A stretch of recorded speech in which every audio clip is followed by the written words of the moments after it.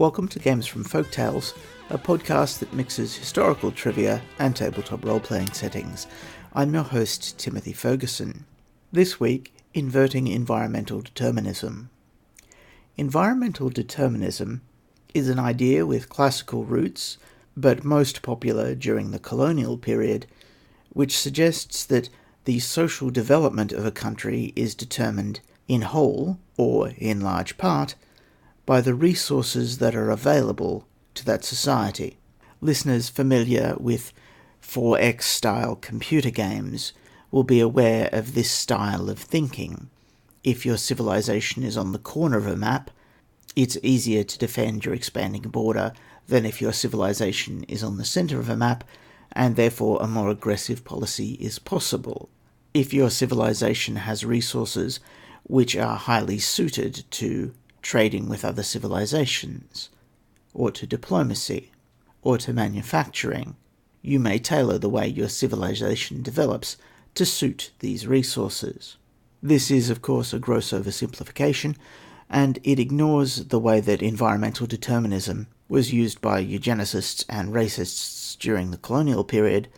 They suggested that rather than societies being formed by the environmental conditions around them, individuals were themselves permanently marked by their environment, and therefore people who were raised in superior environments were innately superior. This may be a view held by some Hermetic magi. A similar thought occurs in an early book by Hippocrates, which I believe was called Airs, Places, Waters. I really should start scripting these podcasts again. These views wouldn't be considered particularly unusual in medieval Europe, where, beside all people being the children of God, people of noble birth were already quite certain that their blood was superior to that of other people, that their senses were finer and sharper, and that they were more intelligent. The Order of Hermes is one of the few democratic institutions in mythic Europe, and it is also, in some senses, vaguely meritocratic, because it gives greater power to those who have greater magical talent, and magical talent is earned through personal work and study. In this podcast, I want to flip things on their head. I want to suggest that if Hippocrates' environmental determinism is true, the structure of the Order of Hermes tells us about the underlying magical conditions of the mythic Europe in which it developed. The standard model of mythic Europe, as described in the current set of game books, is this. All things in Europe are permeated by a mystical field. This field is made up of a substance best thought of metaphorically as a fluid, and this fluid is called weem. Tides of weem sweep through the world, permeating all things, with the possible exception of items so strongly tied to other realms as to be utterly shielded from magic's effects, the relics of saints, for example. The tides of weem circle around a single point. This is called the Axis Magica, and it is a nondescript cave system in what is modern-day Switzerland. Thinking on this again, I should have put it on Mount Blanc, but I was using that for something else which didn't eventually make it into the books. That's material for a different podcast. As these tides sweep about the Axis Magica, in the areas where great magic has been done or great magical beasts have lived, the surface of the universe is in some sense corroded or dimpled so that more weem can rest there. Magi can use this weem, so areas that have had previous magical use are suitable for settlement by magicians because they allow easier study of magic. Within the great tides of weem there are eddies and currents caused by areas which are tied to the other powerful realms, most notably cities. According to some magi, the attentive presence of God, which they call the Dominion, forces weem out of the area in the same way that putting a stone pillar into a pond forces the water out of that space. Other magi suggest that this is not the case. The weem is still in the area, it's just not accessible by magicians. And I'd argue, although I don't think this argument has been made in the books yet, that it's because all spellcasting is done through the convincing of theurgic spirits, and theurgic spirits cannot abide the presence of the divine. This means that when a magician is casting spells, he's shouting into empty space. There is nothing in there to answer his calls and obey his instructions. So that's the fundamental structure of the world. And out of these areas of deep saturation of weem, a substance called vis, usually pronounced vis because none of us pronounce the Latin properly in this game, accrues. Vis tends to take the flavour of the material shape into which it is bound. So vis that binds itself into fruit is useful in magic that affects plants. You might make the converse argument that there are some sites which are better for the collection of certain types of vis, and it's at those points that magicians use rituals to harvest their vis. For example, in one of my very early campaigns, there's a rock on Tintagel Head in Cornwall that you can get aquam vis if you pour water into the cups carved on the rock on a certain night. That is, the tides of magic create the potential for the condensation there, and you're providing a material object for that condensation to occur into. It has generally been assumed that the vis which congeals out of the field of weem is spread evenly across the 15 Hermetic arts. In some campaigns, the verb arts are more common, and in some campaigns, the verb arts are less common because it is less obvious into which material object the verb arts, or techniques as we call them, would manifest themselves. But is this true? If you accept that environmental determinism, for all its faults and ethical problems, is in some sense a workable model, then the Order of Hermes, which appears in 1220, should in some way reflect the resources which are available to the Order. Now, in several of the other podcasts, I've mentioned that aquam is an underdeveloped art in the game. Might this, for example, be because aquam vis either does not coalesce, or if it does coalesce, it does it deep under the ocean, at the bottom of lakes, and in the beds of streams, where no one harvests it? I'm just going to break into the recording at this point while I'm doing the editing to explain why vis may not congeal at the bottom of the oceans. This thought was given to me by an idea mentioned by Tim08 over on the Atlas Games forum, where he was talking about the earlier episode of the podcast, talking about the qualities of water, and he said one of the qualities of water is that it suppresses radiation, and that he didn't think that that was particularly practical in an Ars Magica setting. In a strange way, however, it is. You could argue that water suppresses the field of vis, either because you're using a metaphor of radiation, which some people do. Indeed, that's where the name aura comes from, for the local strength of the field of vis. Or you could make the argument that, as the Bible says, the Spirit of the Lord moves in the waters. It's the Spirit of the Lord moving in the waters that prevents vampires from crossing running water, and that causes witches to be rejected by water in certain parts of European folklore. Similarly, if the Spirit of the Lord moves in the waters, it is possible that the waters have a very mild divine aura. They might, in some sense, have the qualities of a particularly dilute relic, and this may prevent vis from congealing in their presence. And now back to the original recording with Timothy from several days ago. Thanks again to Tim08 for this particular thought.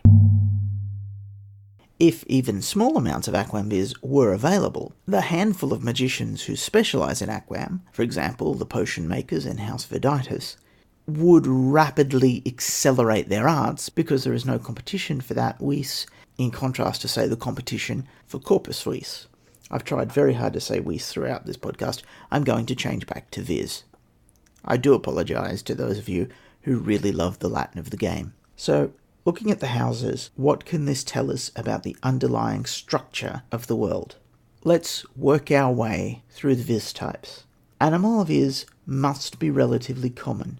There's a house of animal magicians. There are also many beastmaster traditions. Animal is one of those interesting cases where magical spirits can become incarnate in a form that is non-elemental and does not use vim as its underlying art. There are even some attempts, mystically, at farming animal vis. By farming, the animals which act as condensation points. Therefore, either structurally animal viz is more common, or socially animal viz is very common.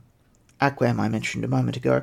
Many of the objections to it can also be held to Oram viz, with the one side point that it's clear if, for example, Oram viz is mostly deposited by lightning strikes on mountains in the middle of great thunderstorms, or what have you, there are some people who can catch it, most noticeably the lightning lineage found in the Greater Alps Tribunal.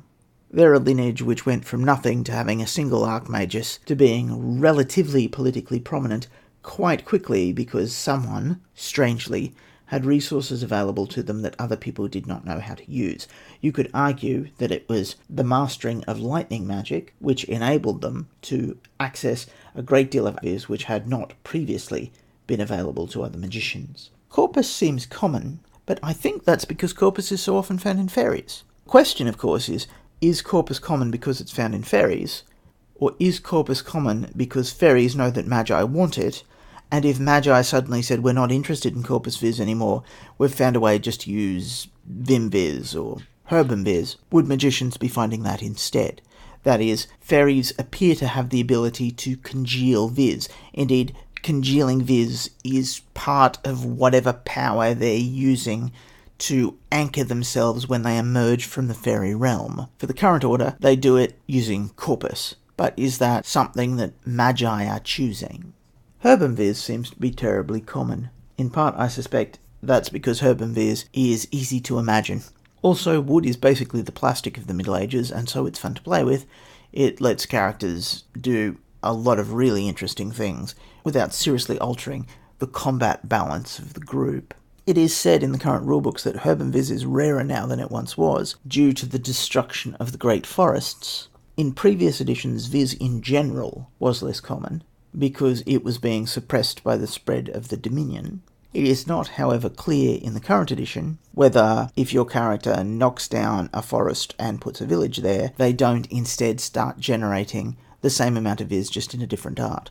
That is what should be happening if viz is caused by damage or change in the surface nature of reality caused by previous magical accidents, which is the standard model for the creation of auras. Ignum viz seems to be rare in the sense that naturally occurring fires are very rare, and the few that do occur are very difficult for magi to approach and control. And yet, one of the main houses of the order is dedicated to fire magic, and they seem to get a great deal of Ignum viz. Indeed, many of them carry around large chunks of Ignum viz, so that if they die in battle, they can take out, well, everything in their vicinity. To me, this suggests that Ignum viz appears far more often than is likely.